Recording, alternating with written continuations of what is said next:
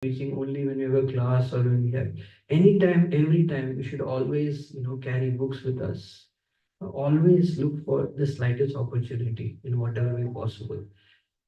And that will be very pleasing to Srila Prabhupada. And only if everyone has that kind of spirit, only then we can grow more and more and more.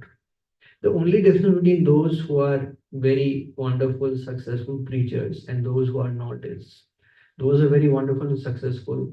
They have been trying for a very long time. They have been taking every opportunity. They've been very serious in their own personal practice. And after some time, Krishna reciprocated. Right? So again, we don't want to be externally oriented. We want to be internally oriented. We want to become devotees of the Lord. We want to become the servant of the servant. So for internal, that's the whole point actually. This preaching is for internal growth. So instead of having to go through the strenuous sadhana, so many sadhanas, so many difficulty, this is the best way actually. This is the best way. So yeah, this is the most amazing, this is the best way to actually overcome the weakness of the heart, overcome all the impediments, all these things is by engaging in this, in this preaching mission. So now coming to today's verse,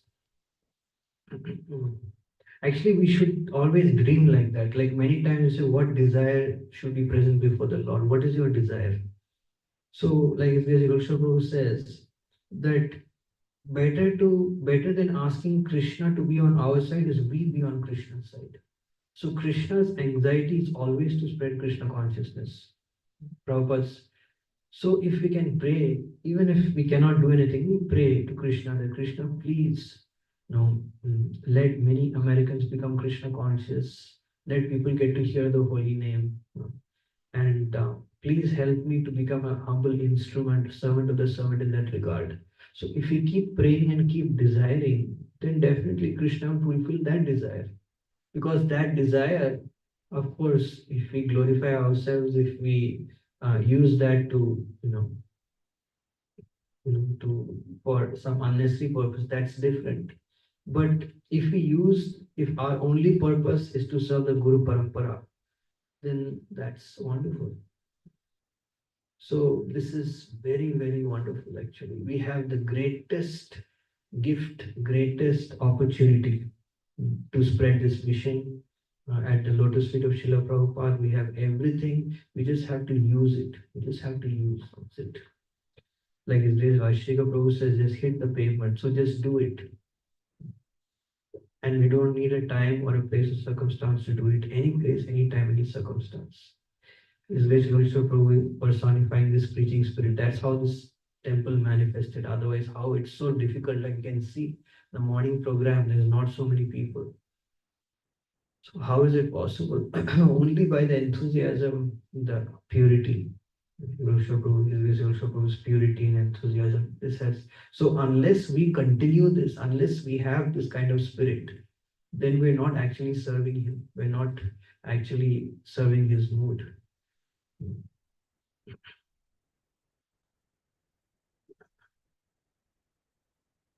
So, verse number 11, my dear child, you do not deserve to sit on the throne or on the lap of the king. Surely you are also the son of the king, but because you did not take your birth from a womb, you are not qualified to sit on your father's lap.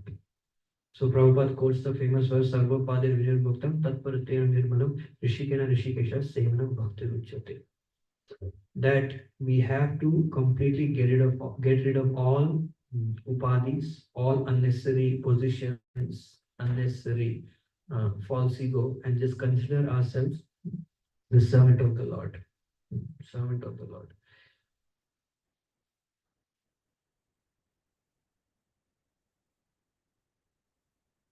So this is the difference actually between pure devotee and or very serious devotee and one who is not serious about going back to Godhead. So one who is very serious to go back to Godhead or to attain love of Godhead, Prabhupada says our life should be prayojan, which means be focused on prayojan. Just like, for example, if we want to get out of this room, I mean, of course, we should not want to. I'm just giving an example. Suppose if we want to go out of the room, then our every step should be taken in such a way that we'll be able to exit. Right? So in the same way, the path out of this material consciousness, the path out of Maya, the path toward Krishna is very, very, mm, very, I should not say narrow, but it's very, very specific path. So we have to be very, very careful if we want to attain higher and higher stages in bhakti, because uh, by being very, very scrutinizing, very painstaking in our performance of devotional service, we will really please Krishna. Because what is most pleasing to Krishna? When we become pure devotees, that's most pleasing to Krishna. Why is that pleasing to Krishna? Because when we become pure devotees, Krishna will get the greatest pleasure out of our service. We'll be able to serve Krishna without ego, without attachment to how I will be happy, etc., etc. So we can really give pleasure to the senses of Krishna, and Krishna can become more happy. Of course, Krishna is self-satisfied, but at the same time, uh, when someone becomes a pure devotee, then they only think of Krishna and Krishna only thinks of them. When Krishna says in Bhagavad Gita that I only know my pure devotees, then Krishna is not just, you know, Krishna is not lying, or Krishna is not just saying for the sake of saying, but Krishna really means it.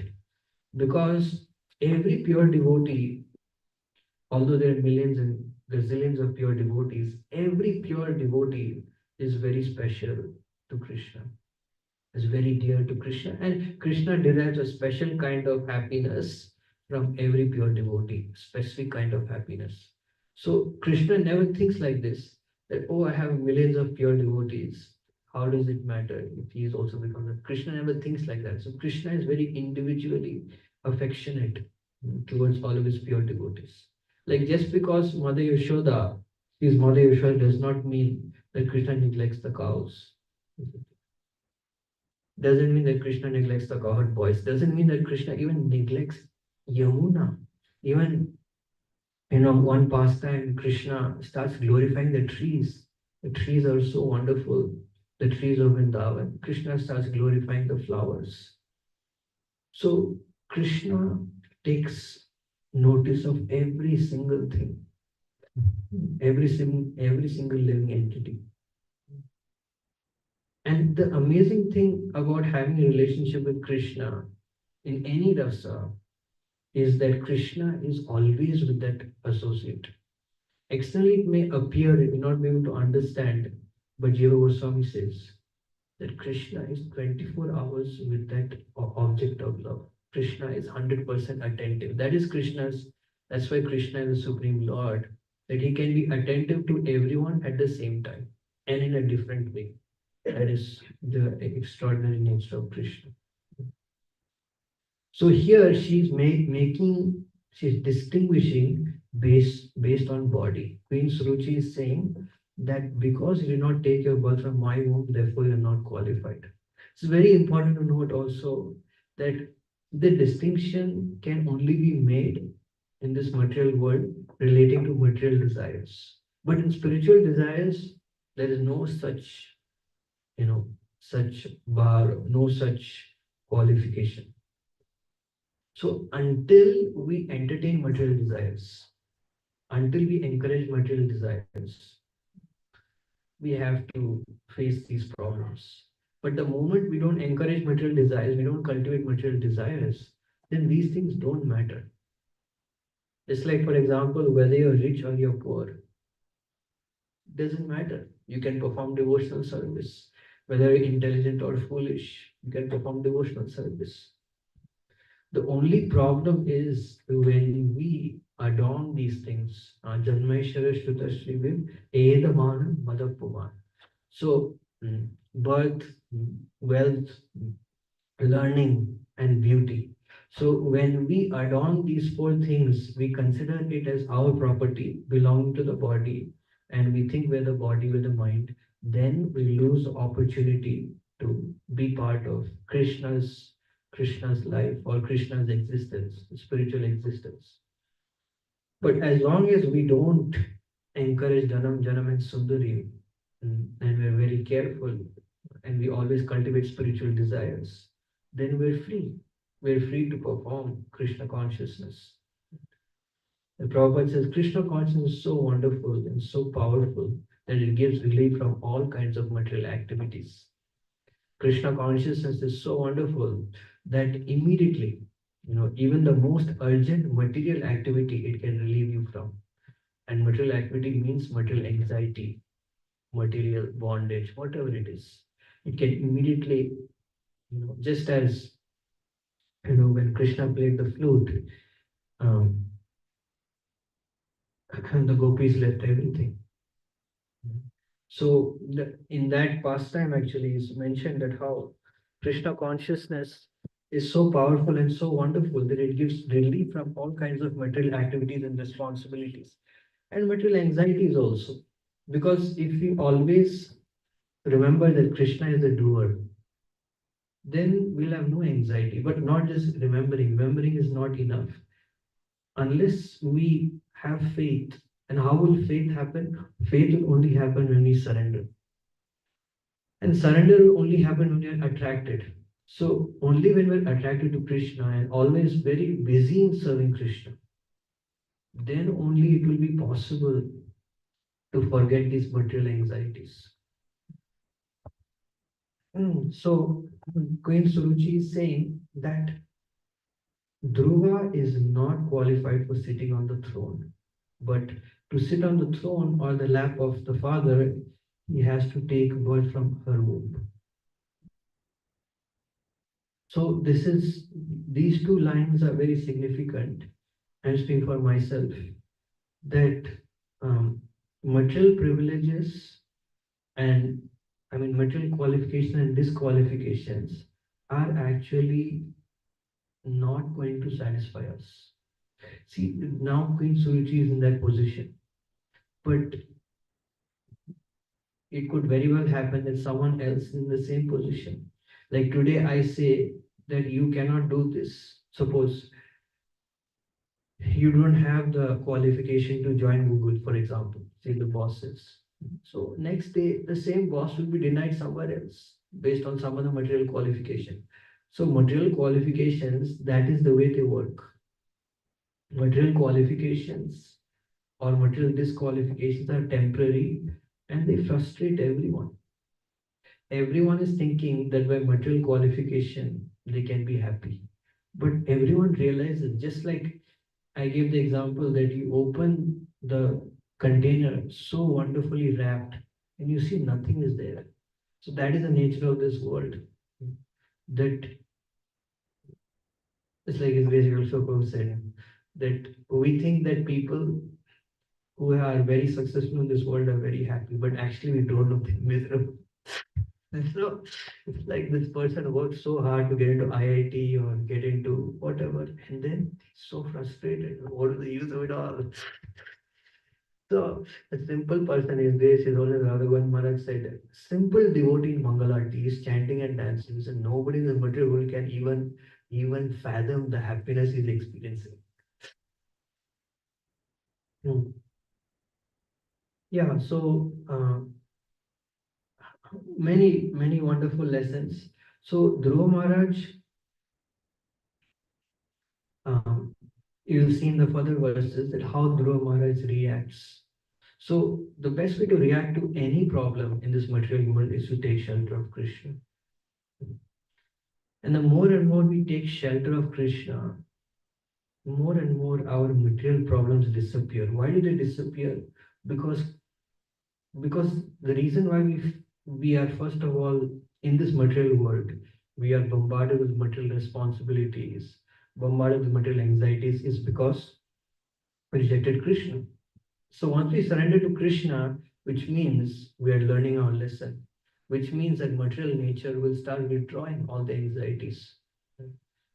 So why is it that those who persons who are very Krishna conscious, they don't have much material anxiety? Why is that? Because material nature withdraws. There's so many wonderful examples in Chaitanya Charitamrita. In Chaitanya Charitamrita, a few days ago, Lord Chaitanya's sannyas. Actually, when Lord Chaitanya took sannyas, Srivas Thakur mm, was so disappointed, was feeling so dejected. So he went to Yoga Peeth actually. And Mahaprabhu took sannyas and left. So he went to Yoga Peeth and he was just staying there. So Chaitanya Mahaprabhu knew that Srivas Thakur is very despondent, very disappointed. He came to see Srivas Thakur. He said, Srivas, why you are here? He said, well, after you took sannyas, there is no meaning to my life anymore. He said, Srivas, what about your family? He thinks. Srivas said, I don't care about my family. And then Chaitanya Mahaprabhu said that, of course, he consoled Srivas Thakur, but as many times we have heard, Chaitanya Mahaprabhu uh, was so pleased with Srivas Thakur because Srivas Thakur, um, he was literally running his family simply for the pleasure of Lord Chaitanya, literally. Like the example, the crowning example, that he was actually doing everything for the pleasure of Lord Chaitanya is reflected in that pastime when Srivas Thakur's son left his body. And Srivas Thakur was not at all, I mean, he's definitely every Vaishnav is soft hearted, but he was more concerned about Mahaprabhu, that Mahaprabhu's ecstasy should not be disturbed. So this is the crowning crescendo of that pastime. When the time of test comes, one a pure devotee does not forget Krishna, and that's so pleasing to Krishna. I mean, I'm very far, but you cannot imitate this. But this is actually the most pleasing thing to Krishna, that when material difficulties come, when pure devotees, they never forget Krishna. And what to speak of stopping to serve Krishna, they won't forget Krishna. So this is the example that if one is so much anxious to see Krishna, Prabhupada says one should be very anxious to see Krishna. So if one is very anxious to see Krishna, then definitely his anxiety, material anxieties will disappear. So that is the extraordinary example of Srivas Thakur, Kolvechar Sridhar. He had more holes in his dhoti than the dhoti itself. And still he would give half of his income, which is like nothing, to worship Ganga. This is also very important that when we honor the Lord, we have to honor his devotees. So he was honoring Ganga and he was so happy. Like, just think about it, that every night he was chanting whole night with so much bliss. The happiness, Krishna tells Uddhav, the happiness experienced by my pure devotee cannot even be conceived of by a materialist who is doing sense gratification. And material happiness, you know, thousand gazillion times, a million times, according to Shastra, is spiritual happiness. So that's why Krishna's Kaviraj Goswami says, if even you get a drop of the drop of the drop of pure love of God, you will be so much satisfied. That's what Krishna's Kaviraj Goswami says. I have just tried to explain a little drop, a little insignificant portion of what is love of God through Chaitanya Charitamrita. So this shows that how Pure devotees are pure devotees.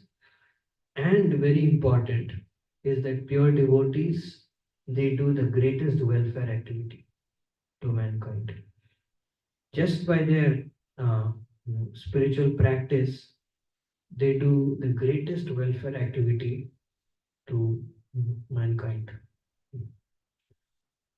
And that should be the goal of life. The goal of life should be to live in such a way, to serve in such a way that we can inspire more and more people to become devotees, more and more people to surrender their life to Krishna. Actually, this what is preaching. What is preaching? Preaching is actually communicating to people that how the process works. This is the process, and how the process works, how the process has worked for me. That is what preaching is. So if we practice very sincerely, then at that moment itself, we are actually preaching. Like you come to Mangalarti, you are preaching. You chant your rounds very attentively, that is preaching actually. And actually, what we deeply cultivate uh, in our mind, in our heart, that's what actually is going to touch the heart of people.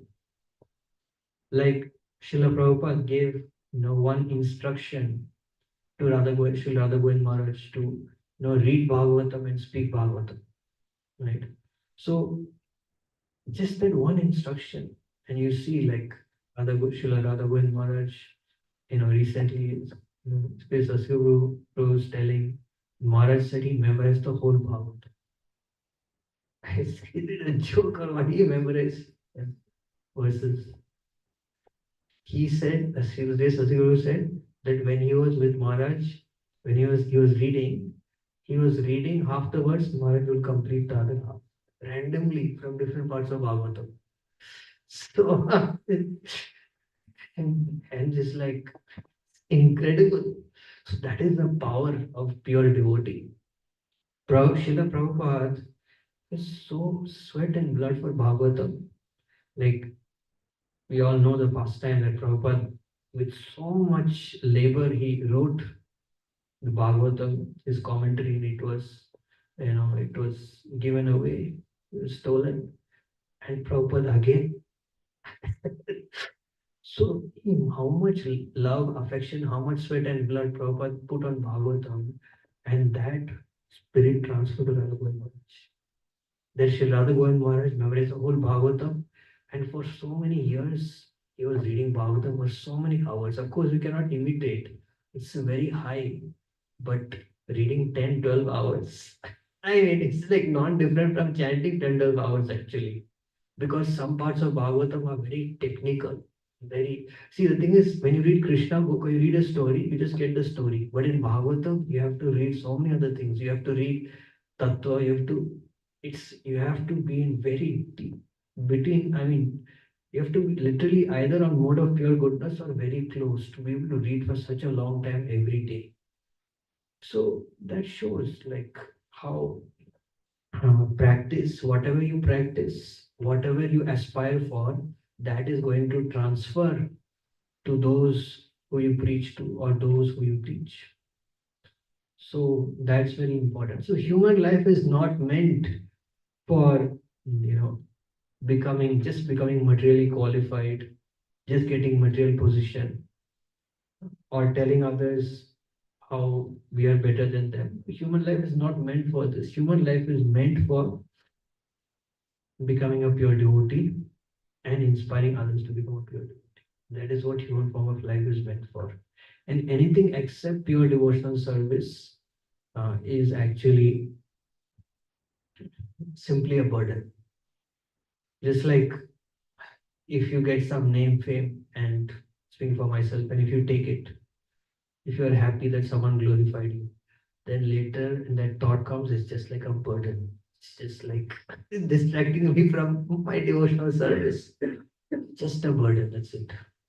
So therefore, actually, I was hearing lectures, my spiritual master said, this very heavy line for me actually in repeating. He said that this movement is very pure. So those people who are cultivating material desires by staying in this movement, they cannot stay in this movement. Either they will leave or Krishna will drive them out. Maharaj said, anyone who cultivates desire for Dhanam, Janam, Sundarim cannot stay in this movement. I heard that, I was like, literally a slap on my face. So, yeah, it's a very wonderful, very pure movement. And for us to be part of this movement, to move the world to the prayojan of love of God, uh, one has to be very serious and sincere. But at the same time, devotional service can be performed very happily by taking shelter of the association of devotees. So devotees will never reject you. Devotees will never speak like how Madhusuraji is speaking here.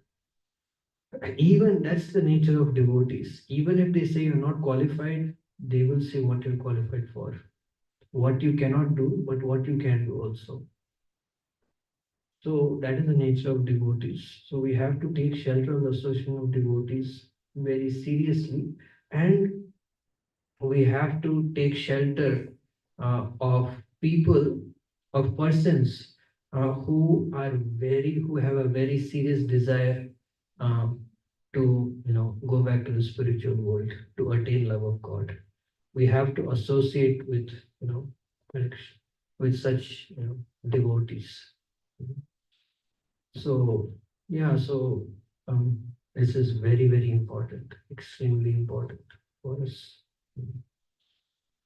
So yeah, that's what I wanted to speak today. Um, this is a very wonderful verse speaking about how the only solution to all problems, the only solution to all frustrations is Krishna consciousness, is the association of pure devotees. And according to how we respond internally, we will have external arrangement. So yeah, that's very, very important.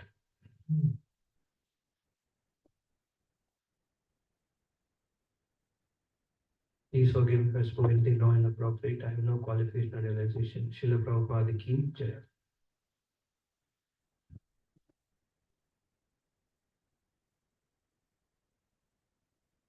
Would you want to have any correction?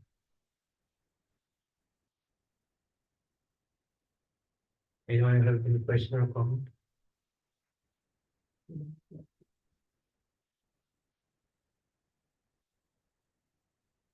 Online, anyone has any question or comment?